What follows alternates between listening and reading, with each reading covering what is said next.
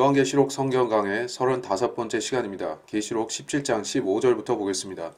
또 그가 나에게 말하기를 내가 본 그 창녀가 앉아있는 물은 백성들과 무리들과 민족들과 언어들이라. 계시록 17장 15절. 그 창녀라고 불리는 교회는 세계 단일 교회 곧 대환란 때 모든 종교를 통합하게 될 로마 카톨릭이라는 사실입니다. 물은 비유적인 표현인데 어떤 사람들을 가리키는 말입니다. 예수께서 대답하시기를 진실로 진실로 내가 너에게 말하노니 사람이 물과 성령으로 태어나지 아니하면 하나님의 나라에 들어갈 수 없느니라. 요한복음 3장 5절. 그러므로 물은 사람을 이루는 기본적인 요소인데 흔히 인간이 흙으로 지어졌다는 말을 단순히 문자적으로만 생각해서 흙덩이라고만 생각하기도 합니다. 하지만 사람은 물과 흙으로 이루어졌습니다. 주 하나님께서 땅의 흙으로 사람을 지으시고 그의 콧구멍에다 생명의 호흡을 불어넣으시니 사람이 살아있는 혼이 되었더라. 창세기 2장 7절. 땅의 흙, dust of the ground. 여기에 물이 포함되기 때문에 아담은 마치 매끄러운 토기처럼 빚어져 나올 수가 있었던 것입니다. 사람의 창조를 토기로 비유하는 구절들이 있기에 우리는 인간의 몸 구성비의 70% 이상이 물이라는 사실이 성경적으로도 입증되는 것을 알 수 있습니다. 그러나 이제 오 주여 주는 우리의 아버지시니이다. 우리는 진흙이요 주는 우리의 토기장이시니 우리는 다 주의 손으로 만든 작품이니이다. 이사야서 64장 8절. 이러한 사실들을 조합해서 나오는 결론은 인간은 흙과 물로 구성된 몸을 지녔기에 많은 물 위에 앉은 창녀라 불리는 이 카톨릭 교회는 1차적으로 인간들의 제도, 정치, 경제, 문화, 종교 등을 통해서 모든 부문을 지배하는 그러한 종교라는 것을 알 수가 있습니다. 여러분은 이 카톨릭 교회가 자신을 모든 민족의 우상으로 만들기 위해서 어떤 일을 해왔는지를 알아야 하는 것입니다. WCC라고 알려진 그 단체는 카톨릭 휘하에 모든 기독교를 불러 모으는 역할을 해오고 있습니다. 앞으로 모든 기독교뿐만이 아니라 종교들의 범주로 연합의 범위가 넓어질 것입니다. 그리고 그 결정적인 계기는 예루살렘의 제3성전 재건이 될 것입니다. 수십 년 전에 제3성전 재건을 이야기하던 그리스도인들과 주석가들은 그 성전이 종교 통합의 중심지가 된다는 사실에 대해서는 별로 인식이 없었습니다. 단지 성경의 예언의 성취라는 긍정적인 측면에서 접근하곤 했었는데 지금 제3성전의 재건이 임박해 오고 있는 상황에서는 그리스도인들에게 경고가 주어지고 있는 것입니다.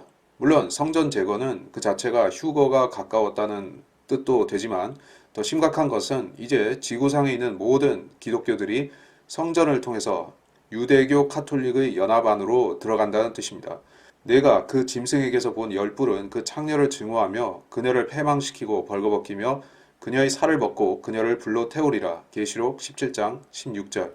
그런데 의외의 사건이 발생하는 것이 계시록 17장 16절입니다.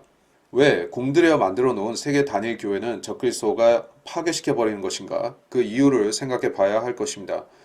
로마 카톨릭과 적그리스도는 이제까지 완벽히 한 파트너로 협력해 왔는데 7년 환란의 어떤 시점에 갔을 때 그들의 관계가 끝나고 일방적으로 카톨릭이 멸망하는 일이 일어나는 것입니다. 로마 카톨릭은 본문이 자기들의 미래를 가리키는 것을 알고 있습니다. 그래서 그 예언을 왜곡하고 희석시키기 위해서 또 사람들이 관심을 호도시키기 위해서 파티마 예언이라는 것을 하게 했었던 것입니다.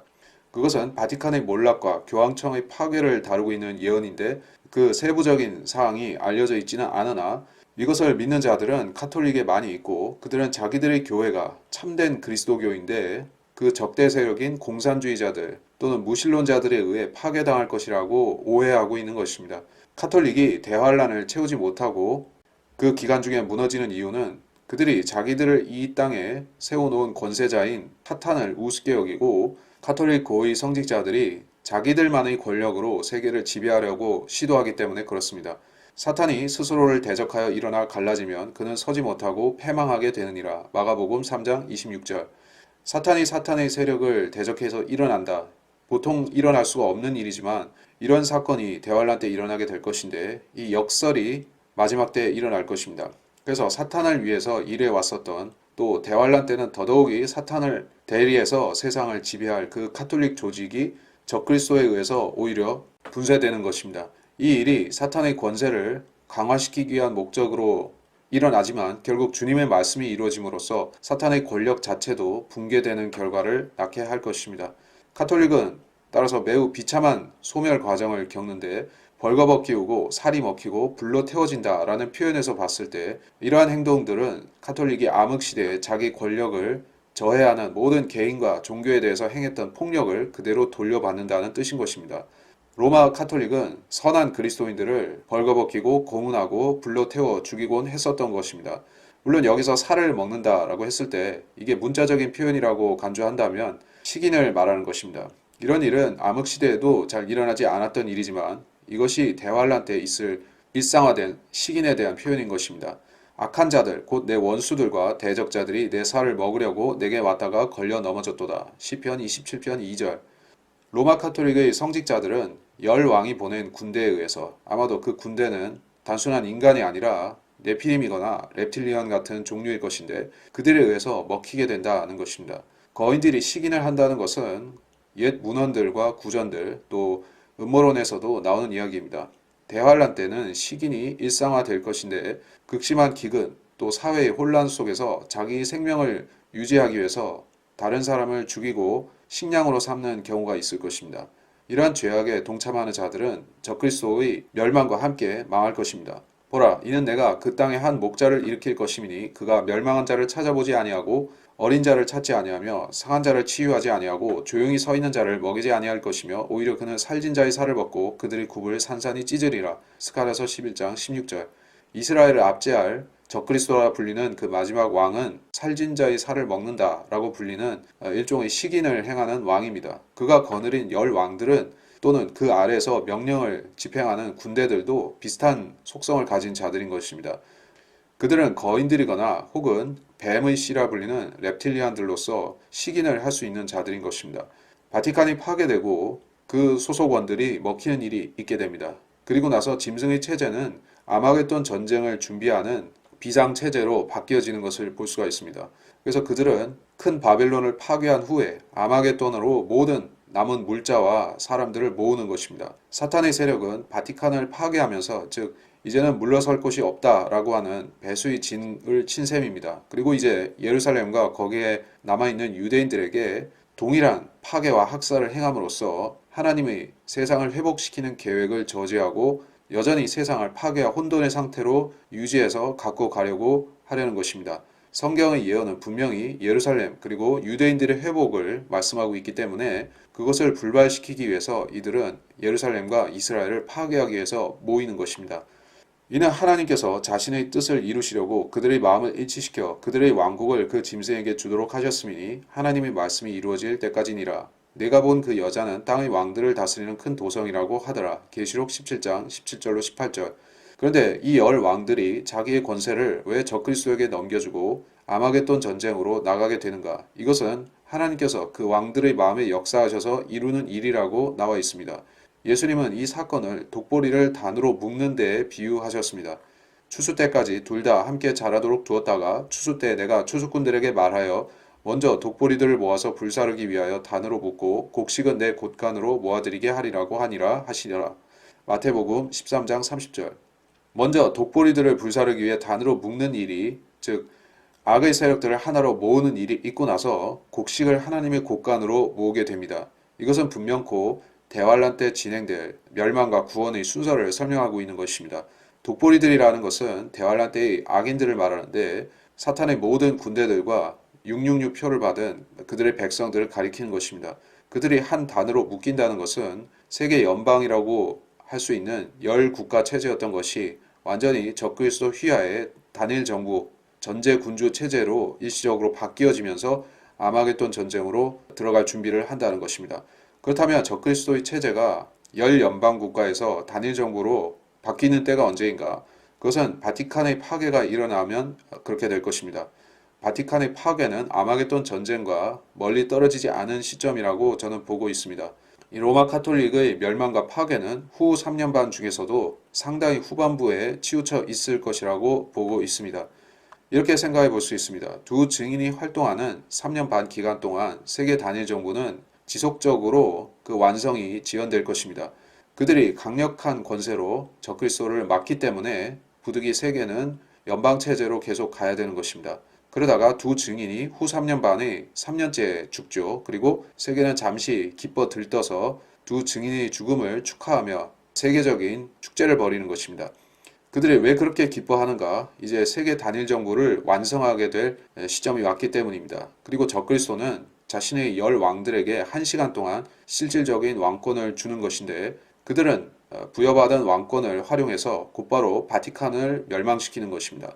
그리고 그들은 티끌을 자기들의 머리 위에 뿌리고 소리질러 울고 통곡하며 말하기를 슬프도다 슬프도다 큰 도성이여 바다의 배를 가진 모든 자가 그녀의 값진 상품으로 치부하여 하는데 일시에 그녀가 황폐하게 되었도다 라고 하니 계시록 18장 19절 일시에 그녀가 황폐하게 되었도다. 일시에 in 1hour라고 표기하고 있죠. 그래서 바티칸이 거의 1시간 만에 열 왕의 군대에 의해 초토화되고 다 정리가 되는 것입니다. 그 살육과 파괴가 순식간에 일어난 뒤에 열 왕들은 하늘의 24 장로를 흉내내어서 즉 24 장로가 하나님께 면류관들을 바치는 것을 흉내내어서 적그리스도에게 자기들의 통치권을 돌려주는 것입니다. 적그리스도만이 만왕의 왕이라고 그들은 추앙하는 것입니다. 이 시점이 마태복음 13장 30절에서 독보리 단이 완전히 하나로 묶여지는 때로 볼 수가 있는데 그러면 두 증인이 부활하고 나머지 환란 성도들이 같이 부활하면서 하늘로 올라가는 사건, 즉 환란 후 휴거가 일어나게 되는 것입니다. 18절에서 이 바티칸이라는 도성은 전 세계와 관계를 맺고 있는 매우 정치적이고 경제적인 도성임을 강조하고 있습니다.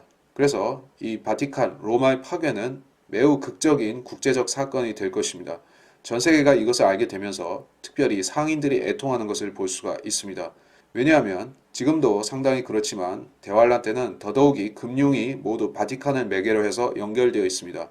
이제 돈을 벌 수 있는 유일한 도시였던 바티칸이 사라짐으로 인해서 세계가 침통해하고 있는 것입니다. 이 일들 후에 내가 보니 또 다른 천사가 큰 권세를 가지고 하늘에서 내려오는데 땅이 그의 영광으로 환하여지더라. 그가 큰 음성으로 힘있게 외쳐 말하기를 큰 바빌론이 무너졌도다 무너졌도다 마귀들 거처가 되었고 온갖 더러운 영의 소굴이요 모든 더럽고 가증한 새의 소굴이로다. 계시록 18장 1절로 2절 이 권세 있는 큰 천사가 바티칸의 몰락을 경고하기 위해서 땅에 내려옵니다. 대환란 때 천사들이 주로 어떤 활동을 하는가? 그들은 이스라엘을 지키고 이스라엘을 가르치는 데 사역에 투입되는 것입니다. 그래서 이 천사는 바티칸의 체제 안에서 환란 기간 중에 계속 그 안에서 연명해 가고 있는 유대인들에게 가서 거기서 나오라는 경고를 하는 것입니다. 아브라함의 조카 롯은 소돔성에 머무르고 있었는데 그때 두 천사가 하나님의 명령을 받고 롯과 두 딸을 성 밖으로 데리러 성을 방문한 것입니다. 2절에서 마귀들은 더럽고 가증한 새와 동격으로 표현되고 있습니다. 여기서 중요한 진리는 사탄의 악령들이 날개가 있는 그러한 영체라는 것입니다. 성경 어디에도 천사가 날개가 있다는 것은 없지만 즉 그룹들과 스랍들 같은 별개의 영적 존재들만이 날개들을 가졌지만 악령들은 다 날개가 있는 것으로 보입니다. 이는 악령들이 죽은 사람의 혼이 아니라는 사실을 확증해 주는 것입니다. 김기동의 베레아라든지 기타 무속적인 생각을 기독교와 결부시켜서 죽은 사람이 귀신이 된다. 죽은 사람이 귀신이 되어서 떠돈다 라고 주장하는 그러한 무속적인 기독교 신앙은 잘못된 사상인 것입니다. 악령들은 전혀 사람과 닮지 않았고 그것들은 율법에서 규정하는 부정한 새들과 닮은 것입니다. 바티칸은 지금도 이러한 부정한 새들 같은 마귀들이 잔뜩 깃들이고 있는 악령의 거처이고 1000년 전에도 그랬었고 그 시작 때도 그랬었지만 그래서 그들은 더러운 악령을 자기들의 그 매개체로 사용해서 전 세계 사람들에게 전파하고 그들로 하여금 마귀 들려서 그 카톨릭을 추종하게 만들어 왔던 것입니다. 천사가 경고하는 것은 이제 그 가증한 처소를 불로 완전히 살라버려야 할 때가 다가왔기 때문에 하나님의 백성, 즉 이스라엘이 그 안에 있다면 떠나라는 것입니다. 이 문자적인 의미는 대환란 때 바티칸이 완벽히 파괴되는 사건을 가리키지만 지금 시대에 간접적으로 적용해서 카톨릭이 주도하는 교회 일치, 즉 WCC나 기타 산하 조직들로부터 나오라는 명령으로 적용할 수도 있을 것입니다. 많은 무지하지만 선한 그리스도인들이 어떻게 하지 못하고 WCC에 속해 있는 경우가 있습니다. 그들이 소돔성에 있는 롯과 같은 하나님의 백성이라고 하면 하나님께서는 전면적인 심판을 행하기 전에 그들에게 떠날 수 있는 기회를 주시고 떠나도록 촉구하실 것입니다. 이는 모든 민족들이 그녀의 음행으로 인한 진노의 포도주로 취한 까닭에 땅의 왕들이 그녀와 더불어 음행하였고 또 땅의 상인들은 그녀의 사치의 풍요함으로 부유하게 되었음이라고 하더라. 계시록 18장 3절 이 도성이 저지른 죄악은 거짓 교리, 즉 누룩 같은 거짓 교리를 퍼뜨려서 전 세계 사람들이 행위 구원을 믿고 지옥에 가게 만든 것입니다. 이 카톨릭 교리가 인기 있는 것은 그녀가 복음을 전파하는 게 아니라 자연적인 교세 증가, 즉 인구 증가를 그 세력의 확장 근거로 삼기 때문입니다. 이슬람과 힌두교가 그렇게 하듯이 그녀는 다산을 통해서 종교를 확산시키는 것입니다. 그리고 나서 그 지배층에게는 권력과 부를 피라미드 구조의 상단에 있는 것 같은 특권층을 만들어서 물려주는 종교 독재 국가를 만들고 있습니다. 로마 카톨릭이 죄인들의 혼을 구제하기 위해서 하는 일은 사실상 없습니다. 대신에 카톨릭은 여러 가지 신비 의식들을 만들어서 그것을 돈을 받고 팔고 있습니다. 예수 그리스도의 십자가의 공로를 그들의 사제들이 주는 엉터리 사면과 바꿔치기 하고 있는 것입니다. 이 종교를 따르는 자들은 내생의 희망을 전혀 가질 수가 없게 되어 있습니다. 모든 카톨릭 국가 사람들은 육신적인 삶에 빠져서 그 종교 축일이나 축제를 행하면서 육신적으로 살아가게 되는 것입니다. 내생에 기약이 없는 그 사람들은 카톨릭 교회가 시키는 대로 자식을 많이 낳고 소위 거룩한 성가정을 이루어서 그 아이들이 또 다산하게 하고 카톨릭에 속한 지옥의 자식들을 계속 늘리고 있는 것입니다. 하나님께서 아담과 이브에게 땅을 채우고 정복하라는 명령을 내리셨는데 그것은 하나님을 두려워하는 자들로 땅을 채워서 하나님께 영광을 돌리라는 것이었습니다. 그러나 이 바벨론 신비 종교에서 나온 즉 세미라미스와 탐무스 숭배자들로부터 시작된 로마 카톨릭은 그들의 가짜 기독교로 대륙들과 섬들을 채워 나간 것입니다. 그래서 카톨릭은 지난 1000년 넘게 그들이 도달하는 어디에서든 가짜 여신 숭배자들과 가짜 메시아 숭배자들을 만들어 놓았고 대환란 때에는 그 주인공인 적그리스도가 나타났을 때 이 카톨릭 종교는 자기의 메시아가 온 것처럼 들뜨고 기고만장해서 전 세계 사람들에게 이 가짜 메시아를 진짜라고 선포할 것입니다. 그리고 모든 우상 숭배자들은 그들의 최후가 비참한데 카톨릭 역시 자기가 수천 년 동안 섬기고 헌신한 그 종교의 주인공인 적그리스도에게 헌신짝처럼 버림받아서 멸망할 것입니다. 또 내가 들으니 하늘에서 다른 음성이 나서 말하기를 나의 백성들아 그녀에게서 나오라 그리하여 그녀의 죄들의 동참자가 되지 말고 그녀의 재앙들도 받지 말라. 계시록 18장 4절. 그래서 하나님께서는 성별을 매우 중요시 하시는데 심판이 있기 전에는 반드시 악한 자들과 선한 자들이 분리되는 즉 성별이 있습니다. 노아의 물심판 때 하나님께서는 방주 안으로 사람들을 모으도록 하셨습니다. 그리고 사람의 손을 통해서가 아니라 친히 문을 닫으셨던 것입니다. 하나님께서는 악인들과 의인들이 뒤섞인 상태에서 심판을 행하지 않으시며 그분이 행하시는 모든 심판들 직전에는 항상 의인들을 분리하는 일이 있는 것입니다. 그래서 바티칸이 멸망당하게 된 그 직전에 천사는 내려와서 나의 백성들아 나오라는 경고를 통해 유대인들이 한 명이라도 거기에 남아있지 않도록 하는 것입니다. 만일에 어떤 이들이 이 카톨릭 체제에서 나오기를 거절하면 그들은 어떻게 되는가? 그 도시가 주는 월급과 집들과 또 부귀와 사치와 이런 것들이 아쉬워서 나오지 못한다면 그들은 롯의 아내가 소금 기둥으로 변해서 멸망한 것처럼 심판에 들어가는 것입니다.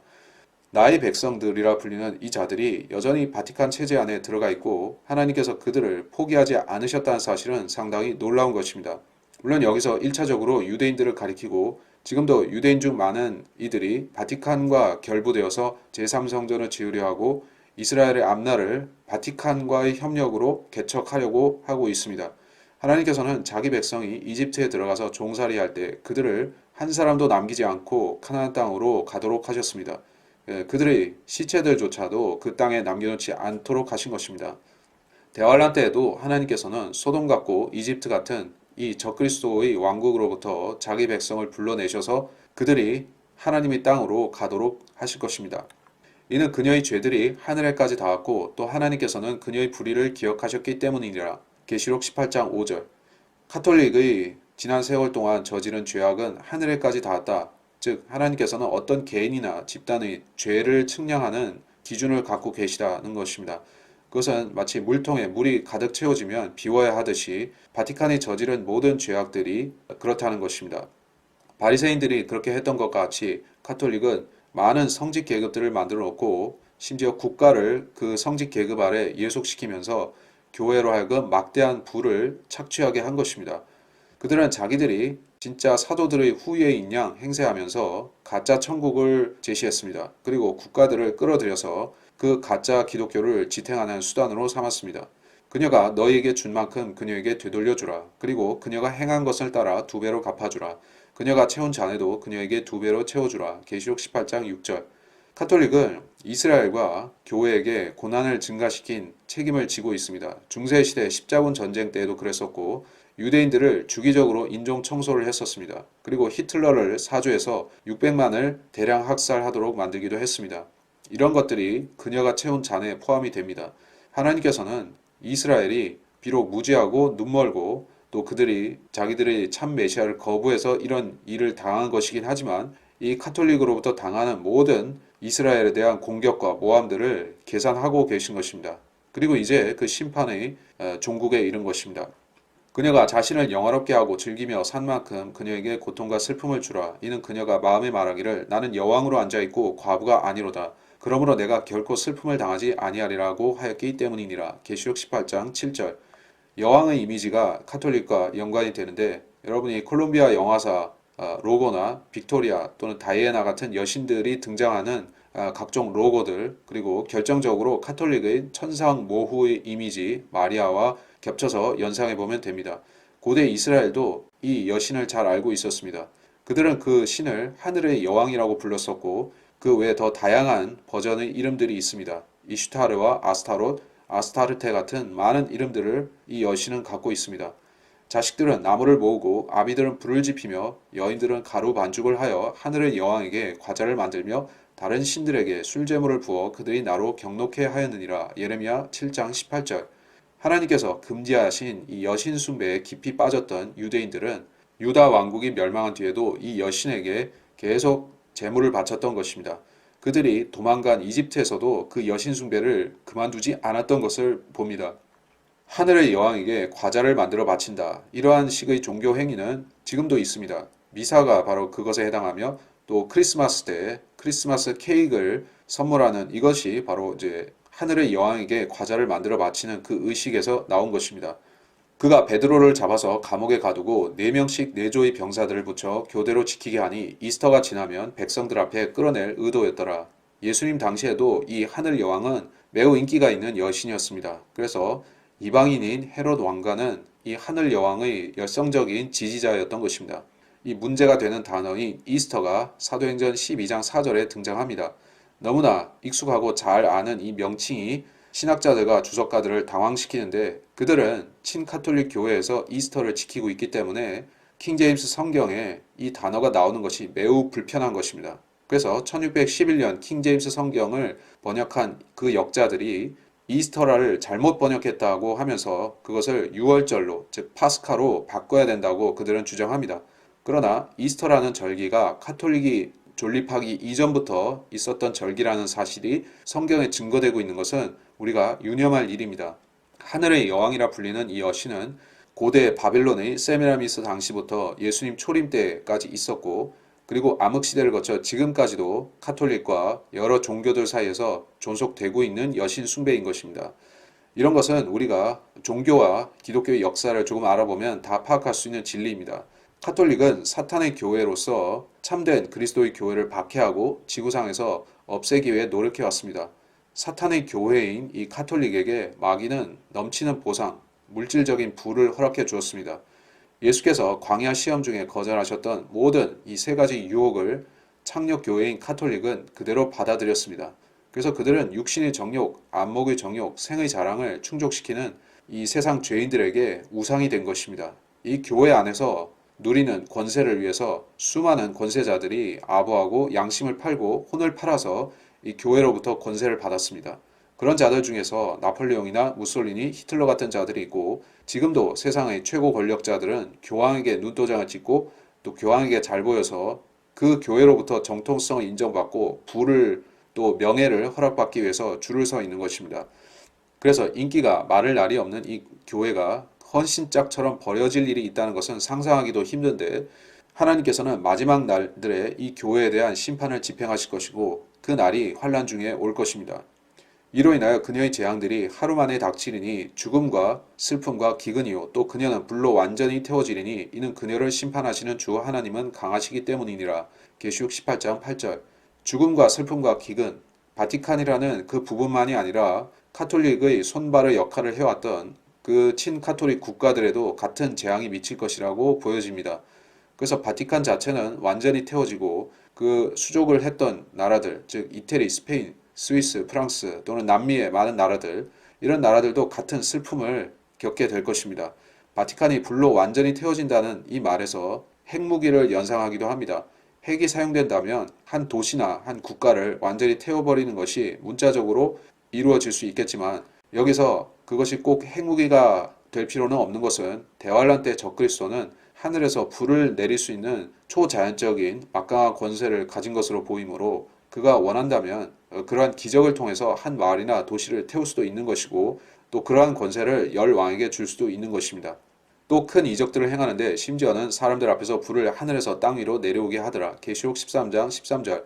그녀를 심판하시는 이가 하나님이라고 되어 있음에도 앞에 봤을 때는 그 열 왕이 이 도시를 파괴하고 있었죠.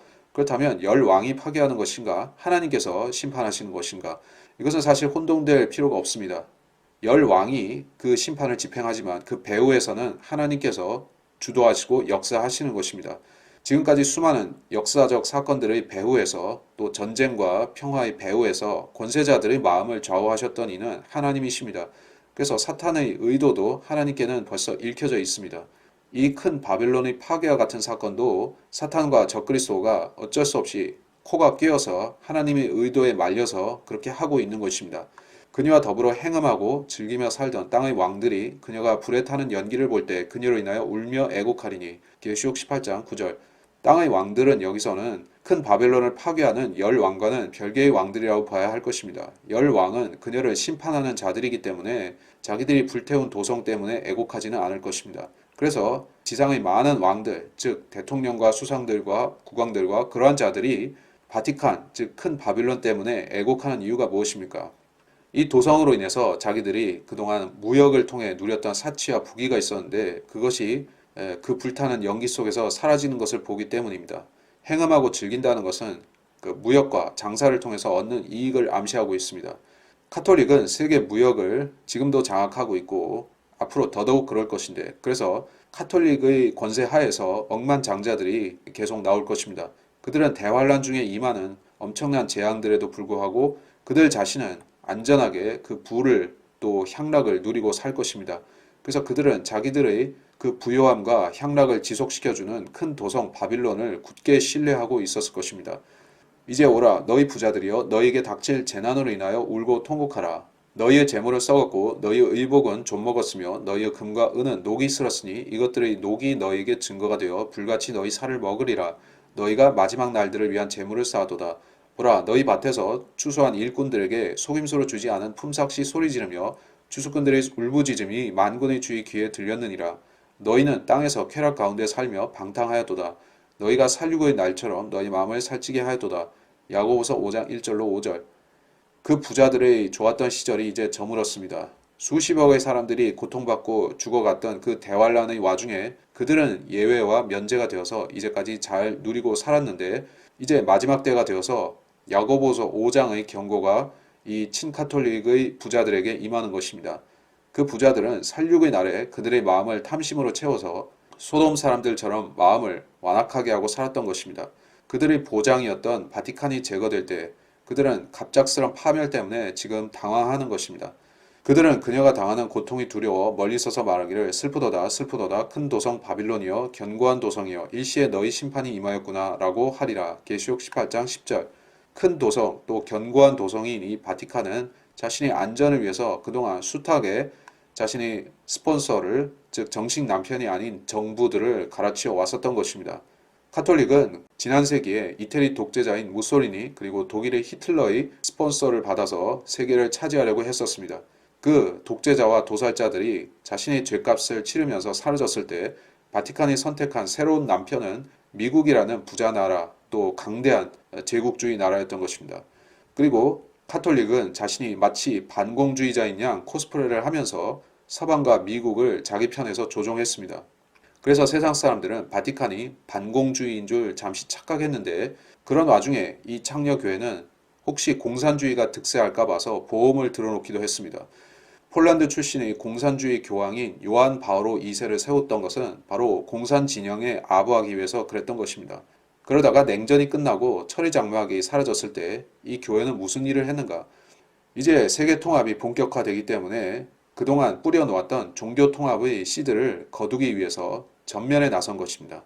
그래서 WCC를 통해서 개신교의 붕괴를 획책하고 개신교뿐만 아니라 이슬람과 유대교, 동방 종교 등을 아울러서 세계 단일 거대 교회를 완성하기 위해서 지금 프란시스코가 벌이고 있는 일을 시작한 것입니다.